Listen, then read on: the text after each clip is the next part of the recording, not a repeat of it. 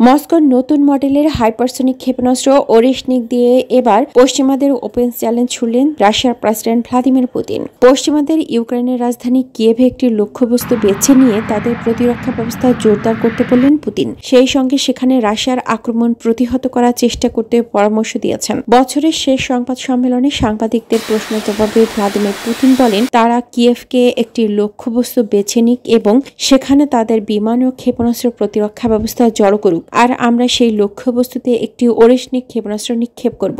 দেখা যাক কি হয়। আমরা এ ধরনের পরীক্ষার জন্য প্রস্তুত। প্রেসিডেন্ট বলেন, কারিগরি বৈশিষ্ট্যের জন্য ওরেশনিকের হাইপারসনিক ওয়ারহেড থামানো অসম্ভব। পুতিন পরামর্শ দিয়েছেন, এই ধরনের দ্বন্দ্বের ফলাফল রাশিয়া এবং মার্কিন যুক্তরাষ্ট্র উভয়ের জন্য অত্যন্ত আগ্রহের বিষয় হবে, যার বিমান প্রতিরক্ষা ব্যবস্থা বর্তমানে ইউক্রেনে কাজ করছে। রুশ সামরিক বাহিনী 21শে নভেম্বর ওরেশনিকের প্রথম যুদ্ধ পরীক্ষা চালিয়েছিল। এটি একাধিক হাইপারসনিক ওয়ারহেড দিয়ে একটি ইউক্রেনীয় সামরিক শিল্প সুবিধা ধ্বংস করতে ব্যবহার করা হয়। পুতিন সে সময় বলেছিলেন, পশ্চিমা অনুমতি নিয়ে আন্তর্জাতিকভাবে স্বীকৃত রুশ ভূখণ্ডে ইউক্রেনের দূরপাল্লার হামলা জবাবে ওরেশনিক ক্ষেপণাস্ত্র উন্মোচনের সিদ্ধান্ত নেওয়া হয়েছে। পুতিন ব্যাখ্যা করেন, পারমাণবিক এবং প্রচলিত উভয় ওয়ারহেড বহন করতে পারে ওরেশনিক। এটি শব্দের 10 গুণ গতিতে ছুটতে পারে, ফলে পশ্চিমা বিমান প্রতিরক্ষা ব্যবস্থার পক্ষে এগুলো বাধা দেওয়া প্রায় অসম্ভব।